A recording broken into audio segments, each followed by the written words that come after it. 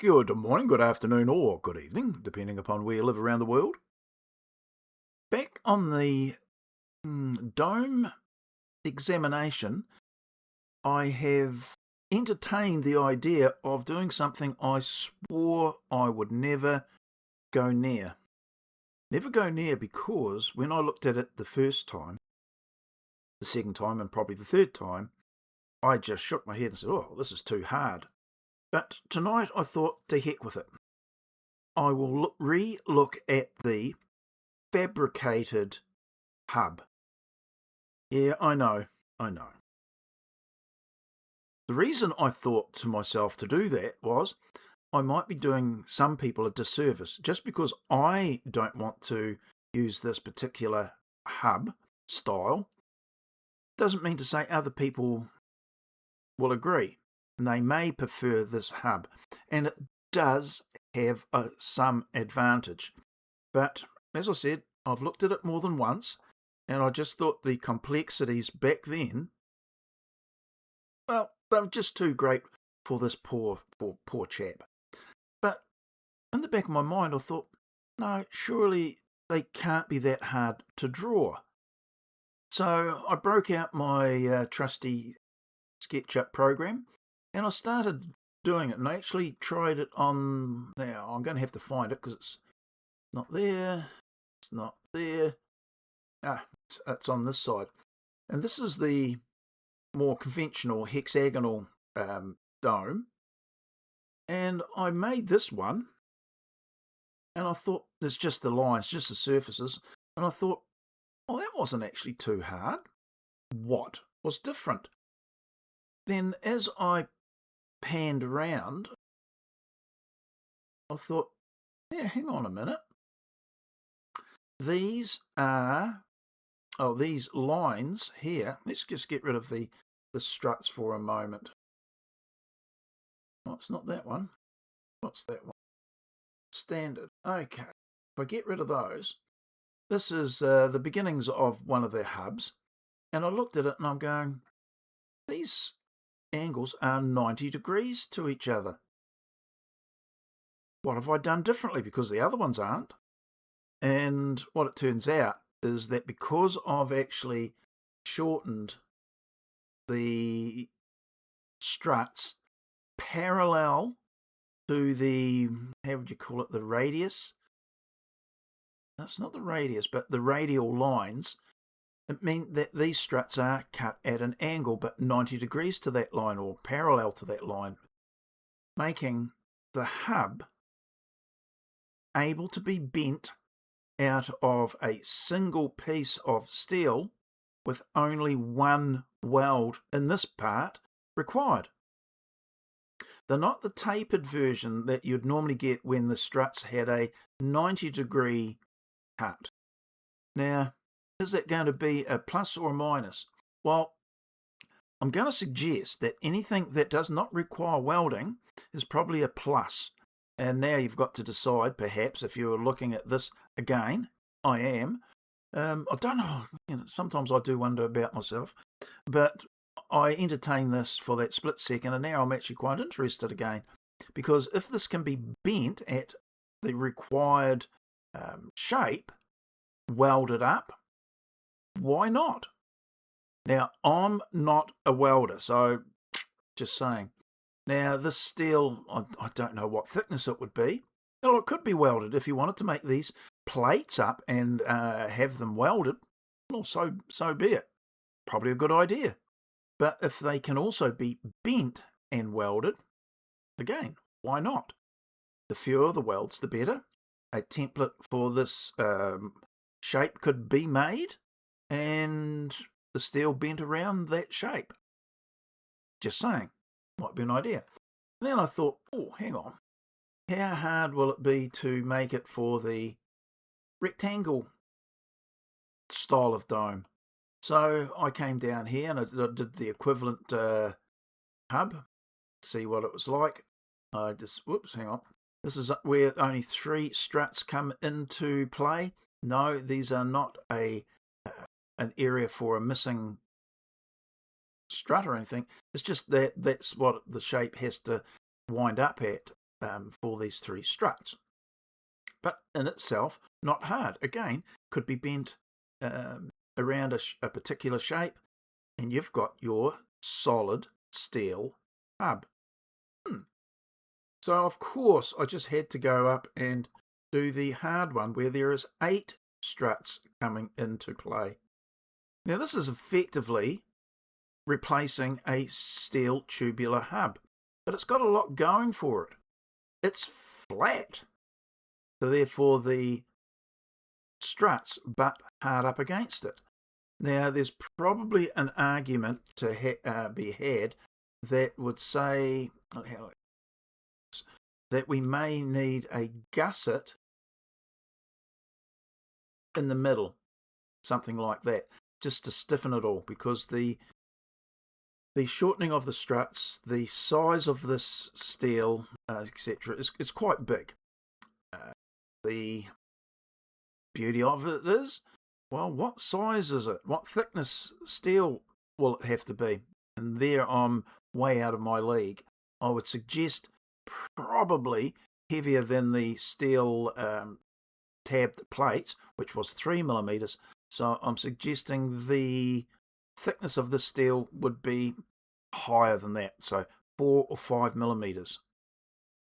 Again, way outside my field, but it's flaming well doable, especially the fact that if you were to assemble this out of steel, bending it to a template, this one here, which would be a gusset, becomes viable again. And if you've got welding skills, you might want to just make up the individual plates and weld them. Just throwing it in the mix. It's outside my scope of what I'm able to do, and remember, one of the criteria was to be able to do this or construct this dome in a average DIYer's garage. So if you're a DIYer with welding skills, well, this might be a viable option. So that's why I'm looking at it. It was an itch that needed to be scratched, and I've at least started it, having a look at it. So yeah, don't know whether this was a wise thing or not, because it is looking quite attractive to me. But yeah, how hard would it be to build? Quite attractive though, I think, by the time we finish this. But yeah, as I was just saying, this would be the equivalent of a steel tubular hub, circular, like a tube, but with the flat surfaces. So yeah, considering the tube, which was 114 for the one I was looking at, was 114mm in diameter, it had a wall thickness of, I believe, 5mm. So this would be suggestive of and that was just a guess, but this could be in that sort of arena. So bending the 5mm steel is way outside of my ability. You'd need a bending brake or a hydraulic press. It does become a little bit questionable, but again, harks back to if you had a template and you could assemble this well, maybe you've got a friend that could do the welding. Also the idea here that I saw in one of the more sophisticated dome structures, one with this type of hub and others, even the tubular hub, is that you can put a keyhole slot in it, so you can put the head of a bolt through the hole and then slide it down into the, be the slot the same diameter as the shaft of the bolt.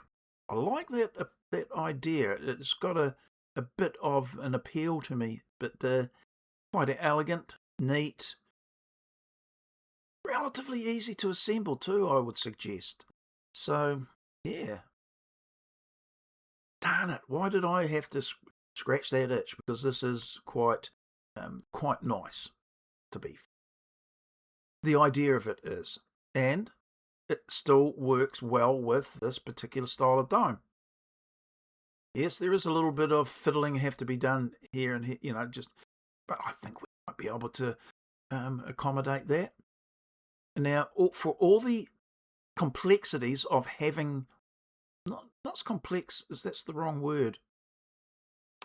Well, let's just say, for the fact that we have to have it welded, it does take away a lot of the other issues that a lot of the other hubs have. So, swings and roundabouts on this one, I'm going to say. The fact that I was able to draw it tonight so easily, does make it interesting. I'm going to do all of the hubs for this one here and this one here, the hexagon and the rectangle.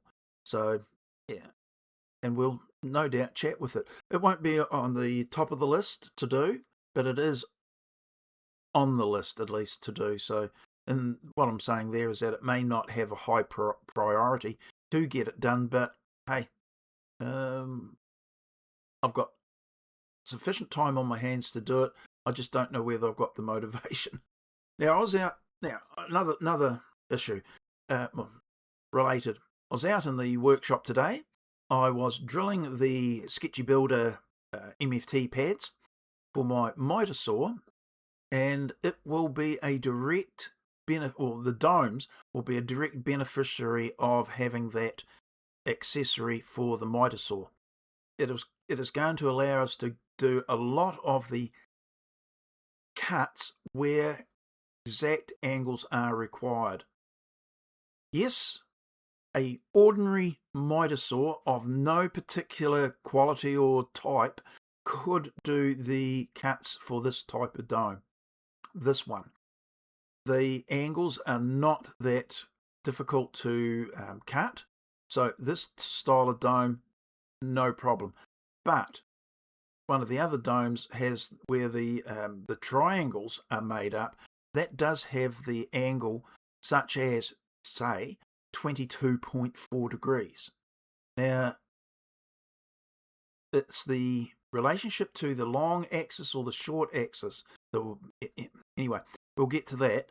But if we want to cover this style of dome well with all the variables and options, then we need that. And as I was saying, I have just about completed the pad for the MFT style of pad for the miter saw, which will allow us to do some of those very exacting cuts. So that's a good thing, says I. Anyway, there you go. Early night tonight for me. Got up very, very late this morning, and it's been playing catch up all day, so we'll try not to do that tomorrow. Interesting though, this, isn't it? Very interesting. Someone tell me what thickness plate that should be. Go on, I dare you. Rightio, anyway. I'll see you later. Bye now.